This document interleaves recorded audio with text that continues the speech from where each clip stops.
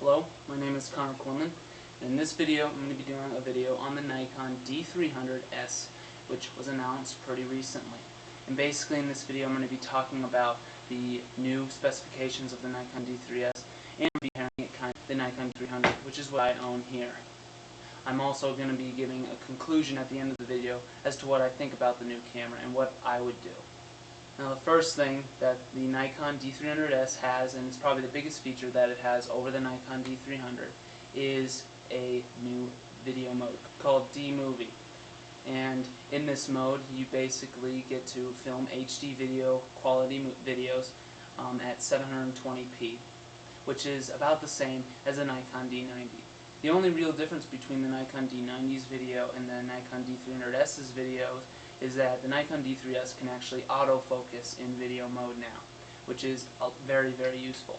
However, even so, the video mode on the D300s, since it's the same pretty essentially as the Nikon D90, probably won't be able to film for more than 4 minutes or 5 minutes like the Nikon D90 because of the sensor overheating and stuff like that. One thing to keep in mind, however, about the video mode is that the autofocus is kind of like what you get in live view mode, or the tripod live view mode on the Nikon D300, which is basically a contrast detecting mode, which is pretty slow. So don't count on the AF on the video mode to be all that quick. Another really neat feature that I found surprising that the Nikon D300s has to offer is a virtual horizon mode, which was actually originally on the professional camera, the Nikon D3. And what the visual horizon basically allows you to do is line up your camera with a horizon. Basically it has a circle on the back of the finder right here in the LCD screen, and then it has a line that shows you the horizon, and then a separate line showing you the angle of the camera. And basically what you do is you line up your camera to the visual horizon line, and then once it's straight across you can take your picture without having it being crooked or anything like that. Now I personally have had lots of problems with my Nikon D90 when I'm taking or my Nikon D300 when I'm taking pictures and I look at them on the screen. They can be a little bit crooked and I have to straighten them a little. So that's a very neat feature that the Nikon D300s now has to offer.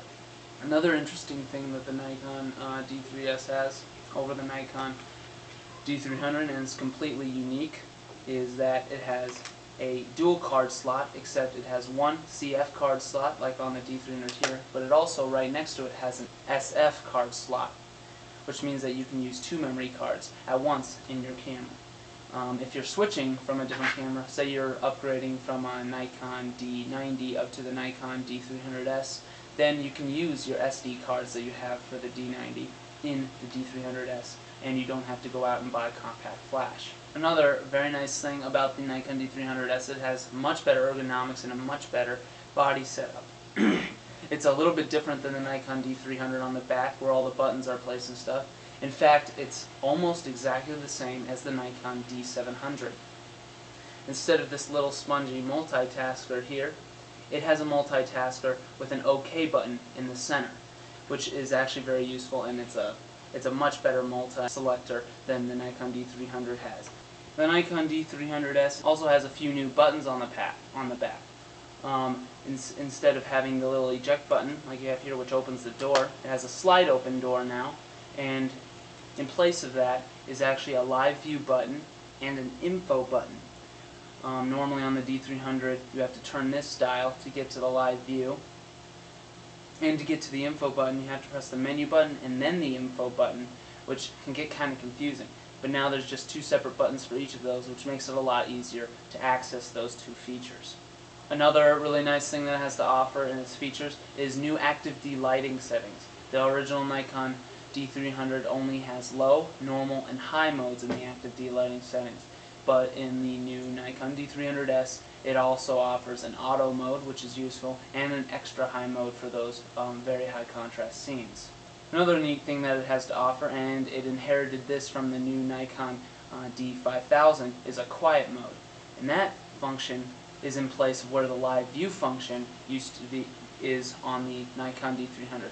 Finally, the last thing that the Nikon D300s has to offer is that it can actually shoot 7 frames per second instead of just the 6 frames per second with the body that you can get with the D300.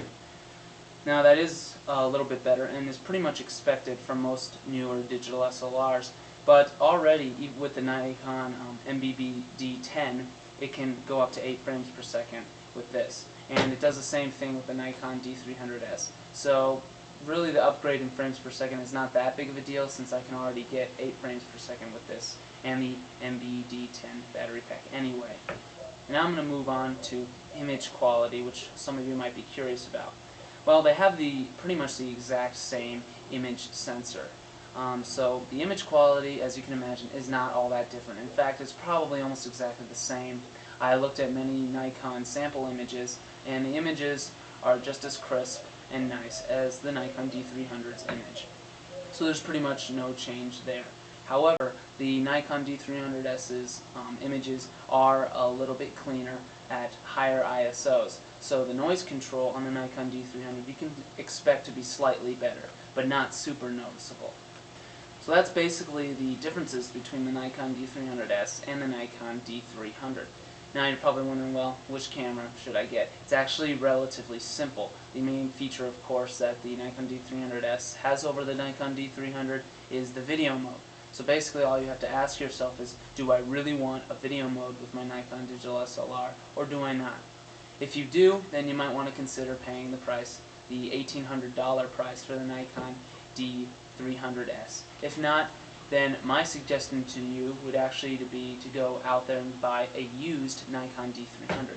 Because if you were to go out and buy a new Nikon D300, it pretty much costs the same as the Nikon D300S. So there's really no point in doing that. So I would suggest you actually go out and buy a used Nikon D300. And by buying a used Nikon D300, you will definitely save a lot of money if you don't need that video mode or don't care for the extra features.